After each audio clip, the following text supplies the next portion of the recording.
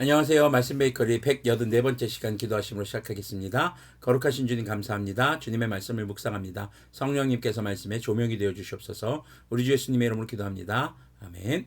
네, 오늘 보실 말씀은 출애굽기 19장 16절에서 25절까지의 말씀입니다.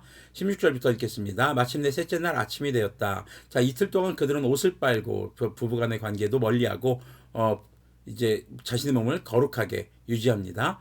번개가 치고 천둥 소리가 나며 짙은 구름이 산을 덮은 가운데 사냥 뿔납할 소리가 우렁차게 울려 퍼지자 진에 있는 모든 백성이 두려워서 떨었다. 자, 번개 치고 천둥이 치고 구름이 이렇게 짙게 덮었습니다. 그래서 백성들의 감정이 어떻습니까? 두렵다고 얘기합니다. 자, 모세는 백성이 하나님을 만날 수 있도록 진으로부터 그들을 데리고 나와서 산 기슭에 세웠다. 그때의 시내산에서는 주님께서 불 가운데 그곳으로 내려오셨으므로 온통 연기가 자욱하였는데 마치 가마에서 나오는 것처럼 연기가 솟아오르고 온 산이 크게 진동하였다. 자, 불, 아주 자욱한 연기, 그리고 땅이 진동하는 굉장히 두려운 상황이겠죠. 자, 나팔 소리가 점점 더 크게 울려 퍼지는 가운데 모세가 하나님께 말씀을 아뢰니 하나님께 이 음성으로 그에게 대답하셨다. 주님께서 시내산 곧 그 산 꼭대기로 내려오셔서 모세를 그 산 꼭대기로 부르시니 모세가 올라갔다. 자, 지금 이제 순식간에 이동한 게 아니에요. 산 꼭대기로 올라가고 있는 거예요. 그러니까 지금 굉장히 긴 시간이 소요되고 있는 겁니다. 주님께서 모세에게 말씀하셨다. 너는 내려가서 백성에게 나 주님을 보려고 경계선을 넘어 들어오다가 많은 사람이 죽는 일이 없도록 하라고 단단히 일러두어라. 지금 사람들이 그러니까 경계선을 넘을 위험이 있다라는 겁니다. 하나님을 보고 싶기도 하겠죠. 궁금하기도 하겠죠. 사람들 보면 얼마나 궁금하잖아요. 위험한 줄 알면서도 막 구경하는 사람들 굉장히 많습니다. 요즘엔 특히 휴대폰 들고 촬영하는 사람들 굉장히 많죠. 위험한 줄 알면서도. 자, 22절을 보면요. 나 주님에게 가까이 오는 제사장도 자신을 성결하게 하여야 한다. 그렇게 하지 않으면 나 주님이 그들도 쳐서 죽일 것이다. 성결하지 않으면 주님께서 쳐서 죽이신다. 그들을 죽이시려는 것이 아니라 거룩하신 하나님이시기 때문에 거룩하지 못한 상태의 사람들이 하나님을 만나면 죽게 되기 때문입니다. 그래서 그들을 보호하시려는 하나님의 의도입니다. 모세가 주님께 대답하였다. 주님께서 우리들에게 산의 경계선을 정하여 그것을 거룩하게 구별하라고 경고하시는 명을 내리셨으므로 이 백성은 신의 산으로 올라올 수 없습니다. 주님께서 그에게 말씀하셨다. 너는 어서 내려가서 아론을 데리고 올라오너라. 그러나 제사장들과 백성은 나에게 올라오려고 경계선을 넘어서는 안 된다. 그들이 경계선을 넘으면 나 주님이 그들을 쳐서 죽일 것이다. 모세가 백성에게 내려가서 그대로 전하였다. 자, 지금 주님께서는 백성들을 만나기 위해서 오셨어요. 그런데 다 만나주지 않으십니다. 모세를 부르시고 그리고 너 내려가서 아론 데리고 와라. 한 번에 다 데려오라고 하시지 왜요? 하나님의 택함입니다. 하나님께서 만나고자 하는 사람을 만나시고요. 그 순서도 역시 하나님의 계획 안에 있다는 것이죠. 우리가 결정할 문제가 아니라는 겁니다. 아무리 그들이 옷을 빨고 노력했어도 주님께서 선택하지 않으면 하나님을 만날 수 없는 것이 바로 오늘 본문 속에서 우리가 내용입니다. 그렇다면 오늘날 우리는 어떻게 주님을 만납니까? 사실 죄사함이 없이는 주님을 만날 수가 없습니다. 그래서 우리 주 예수님을 믿는 믿음을 통해서 우리는 죄사함을 받고 회개한 자들이 주님을 만납니다. 어떻게 해요? 예배를 통해서요. 예배 중에서도 하나님의 말씀이 바로 우리가 하나님을 만나는 순간입니다. 성육하신 말씀 곧 그 말씀이 육신을 입고 이 땅에 오셨다라고 요한복음 1장은 이야기하고 있죠. 바로 우리 주 예수님을 만나는 것은 말씀을 통해서 만납니다. 그러면 성경 읽으면 주님 만나는 걸까요? 그냥 읽는다는 것은요. 여러분들이 오늘 거리에서 스쳐 지나간 사람을 만난 것과 동일할 겁니다. 네, 기억하지 못한다는 거죠. 혹은요, 내가 이해하지 못하는 사람, 외국어를 쓰는, 내가 전혀 이해하지 못하는 외국어를 쓰는 사람과 만나는 것과 동일할 것입니다.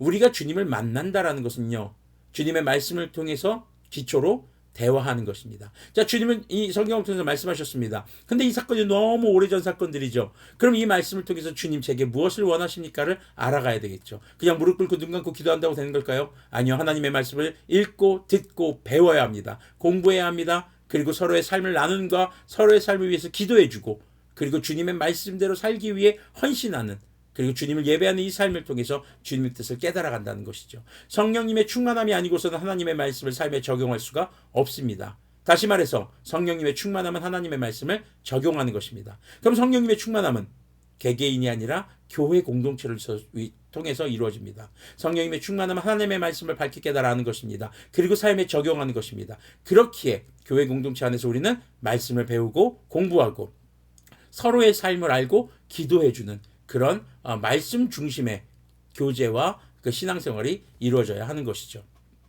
그것이 우리가 주님을 만나는 것입니다. 그런데 코로나19 사태가 지속되면서 대한민국 그리스도인들에게 나타난 현상이 있습니다. 바로 영상예배입니다. 영상예배를 드리다 보니까 이것이 현장에 가지 않으니까 몸가짐도 마음가짐도 흐트러지는 경우가 너무 많습니다. 저 특히 유튜브를 통해서 하다 보면 유튜브 창이 있잖아요. 전체 화면을 하지 않으면 밑에 내가 평상시에 봤던 관련 영상들이 쭉 뜨죠. 그게 얼마나 우리의 눈을 뺐습니까? 우리의 시선을 빼앗습니까? 그거 터치하고 싶잖아요. 보고 싶잖아요. 궁금하잖아요. 예배 영상 나중에 봐도 되지 뭐. 예배 영상에 대해서 다른 유튜브 영상들과 동일하게 여기는 그런 현상들이 나타나기 시작하는 것이죠. 그러니까 집에서 내가 있는 곳 공간에서 편하게 예배를 드릴 수 있게 되니까 몸가짐도 마음가짐도 그렇게 마음가짐도 흐트러지는 그런 경우가 나타나게 되는 것입니다. 여러분들에게 권면드리고 싶은 것은요. 영상 예배를 드리신다 하더라도 여러분들의 옷을 교회 가는 것과 동일하게 갖춰 입으시고 교회에서 예배드리는 것과 유사한 자세로 몸가짐으로 주님을 예배하기를 소망합니다. 그리고 그 시간을 절대적으로 비우시고 꼭 그 시간에 예배드리는 그런 우리의 몸가짐 마음가짐이 필요할 것입니다. 주님께서 이렇게 원하시는 것은요. 주님을 최우선순위로 두는 예배자의 태도를 원하시는 겁니다. 자, 우리는요. 지금 이 본문 속의 이스라엘 백성들처럼 두려워하면서 주님을 만나러 가지 않습니다. 왜요? 우리 주 예수님의 십자가 보혈을 통해서 우린 죄사함을 받았기 때문이죠. 그렇기 때문에 어쩌면 우리가 예배를 드리고 나서도 주님의 말씀을 듣고 나서도 살아있을 수 있는 이유는 주님의 은혜인 것입니다. 그것에 대한 감사와 감격이 여러분들에게 있는지 정말 궁금합니다. 하나님을 함부로 만날 수 없었습니다. 그런데 그 하나님을 우리는 말씀을 통해 만납니다. 또 하나는 우리가 정말 제대로 확실하게 하나님을 만나는 건 언제입니까? 우리 주 예수님 다시 오실 때죠. 그날에 대한 기대감을 가지고 살아가시는지요. 우리가 어떤 중요한 날이 있으면요. 그 날을 위해서 옷도 준비합니다. 시간도 비워놓습니다. 그리고 여러 가지 것들에 그 시간을 빼앗기지 않도록 다른 것들을 다 처리하고 준비합니다. 그만큼 중요한 것이죠. 결혼식 날 다른 약속 잡지 않죠. 저도 결혼식을 했지만 제 결혼식 날 다른 약속 잡겠습니까? 안 잡죠. 결혼식만큼 중요한 게 어디 있습니까? 바로 그것처럼 우리가 주님을 만나는 그 시간을 비워두고 우선순위의 시간으로 배치해두고 그것을 가장 기대하는 그런 몸가짐 마음가짐을 가지는 예배자들이 되기를 소망합니다. 하나님을 대하는 태도, 하나님을 만나고자 하는 태도, 또 하나님을 만날 때의 여러분들의 태도, 그 태도가 정말 주님을 경외하고 주님을 사모하며 간절히 주님을 만나는, 그리고 그렇게 주님을 만나고 돌아오는 길은 어떨까요? 기쁘겠죠. 네. 예배를 마치고 돌아가는 길, 그래서 예배 이제 끝났다. 아이고 됐다. 이게 아니라 정말 주님의 말씀을 들은 것에 대한 기쁨과 감격이 여러분들에게 있기를 소망합니다. 그건 이렇게 해야지라고 해서 되는 것이 아니라 주님을 더욱더 알아갈 때 가능한 것이죠. 여러분들 주님을 사랑한다는 것은요. 그냥 감정적인 것만을 얘기하지 않습니다. 여러분들의 취미생활을 한번 생각해 보십시오. 여러분들이 어떤 좋아하는 누군가 연예인들 아니면은 뭐 좋아하는 게임들 한번 생각해 보십시오. 그것에 대해서 얼마나 열심히 하셨습니까? 어떻게 게임을 플레이하는지 열심히 연구하시죠. 공부하시고 배우시죠. 내가 좋아하는 아이돌, 내가 좋아하는 연예인, 그 사람이 생일이 언제인지 뭘 좋아하는지 열심히 공부하시잖아요. 우리가 무엇인가를 사랑하는 데 있어서는요. 단순한 감정적 동요만이 아니라 우리의 노력이 반드시 들어가게 되어 있습니다. 여러분들에게 묻고 싶습니다. 여러분들 기타 치시는 거 즐거우십니까? 기타를 칠 줄 아는 저에게는 즐거운 일이지만 기타를 치지 못하는 사람에게는 다소 어려운 일이 될 것입니다.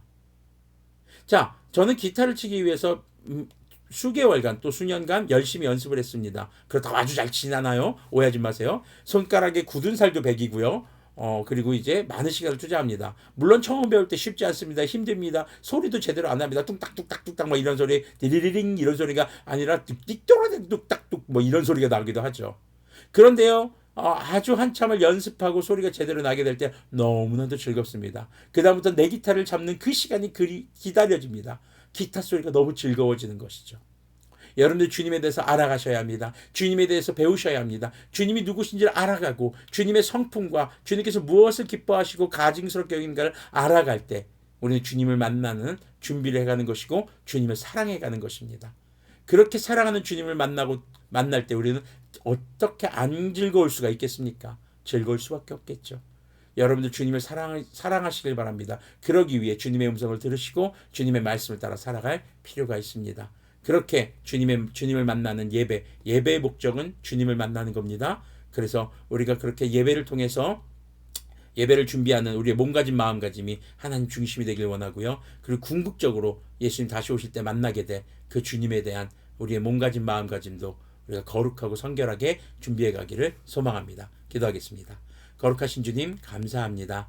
주님, 우리 모든 주님의 거룩한 자녀들이 주님을 만나는 날을 기대하며 준비해 가길 소망합니다. 단순히 감정적인 것으로만 주님을 사랑하는 것으로 오해하지 않기를 바랍니다. 주님, 우리가 주님에 대해서 더욱더 알아가게 하시고 공부하게 하시고 주님과의 관계를 위해 더욱더 힘쓰는 그런 우리들이 되기를 소망합니다. 그렇게 주일 예배에서부터 우리의 몸가짐과 마음가짐이 더욱더 거룩하고 성결해지길 원하며 궁극적으로 우리 주님 다시 오실 때에 주님을 만날 그 날을 대망하고 기다리는 우리들이 되도록 인도하여 주시옵소서. 우리 주 예수님의 이름으로 기도합니다. 아멘. 네, 오늘도 주님을 만나러 가는 여러분들이 되시기를 소망합니다.